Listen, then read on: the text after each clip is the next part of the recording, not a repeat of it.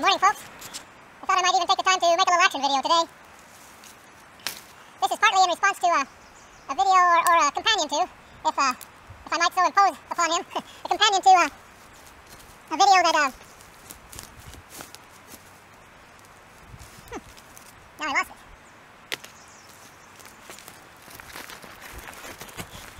Good morning, folks. I thought I might make a little bit of an action video instead of just talking about what happened after the tree fell over. Give a few tips, and this video is actually, I hope he doesn't mind, a companion to a video Reg Coates made last fall about the small fir tops. In his climbing, he encounters trouble with the small fir tops. Just having enough room to work is one thing, because the stem is so small. And an issue I'll address here, because as you can see, I'm going to cut a small fir here. This is a green tree, and before I go any further, I want to address a couple of things that he said. Don't try these things. Don't experiment with these things. If you don't know where your chain and bar are inside the tree, if you don't have enough experience to be there, you probably shouldn't be doing these techniques that are a little more advanced. But this is a simple technique, and but I will address one or two of the other issues. Well, just one. Reg was talking about climbing in these trees, especially if there's a dead top in the tree, the rhythm that you would get going up the tree, and going up the tree, going up the tree, and pretty soon the top starts going like this. And you're apt to have a little bit of a snap out there. Dead limbs, and especially a dead top, can literally flip from that rhythm going and break right out. You've got to pay attention to what's going on. And a lot of times, when we're wedging the tree over, you'll see the very same thing happen. That very same rhythm can be induced by the pounding of your hatchet.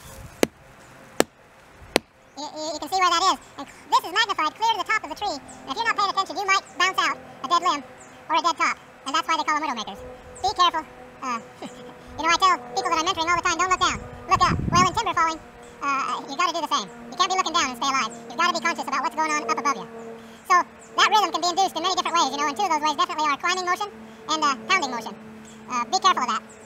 So Reg was talking about in his video that oftentimes in the small stems, you don't really have enough room for your bar and your face cut and everything that has to be done. And this that I'm going to show you this morning is a pretty simple solution to that. What you actually do, and what I'll show you, is you put your back cut in first, pretty much all the way. You're not going to have room to stick your bar in there again, because you will initially, after you put your back cut in, put your wedge in.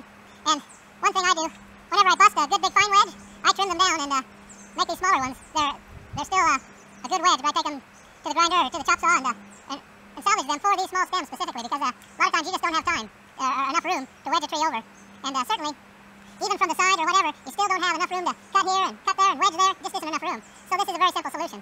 The warning here is that you cannot cut your holding wood, right? And this is an instance where you should never cut your holding wood completely off. If the tree is completely committed to the undercut and is going well down, well, I guess if you feel safe in your surroundings, that's all right. But you can just let that tree go over and bust that holding wood off the rest of the way. When you cut your holding wood, you lose control. And when you're fighting a small backwards lean, this technique is used generally with a little backwards lean, or a tree that's standing up against something and you can't really tell. But you're not going to take a tree like that and pull it over. This is also an instance where you don't have any helpers, who could just put a rope in here and or a push pole from behind and push it right over, or just a little bit too heavy to push over yourself. This is a great technique, and I'll try to show you now how that's done.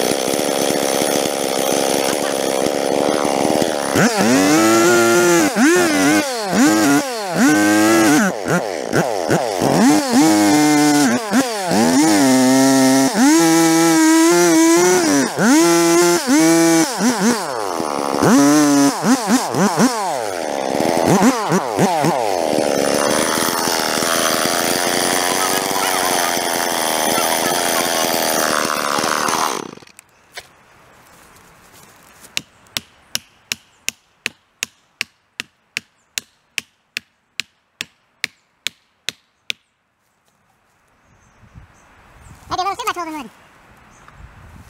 That's why I carry more than one wedge, for sure.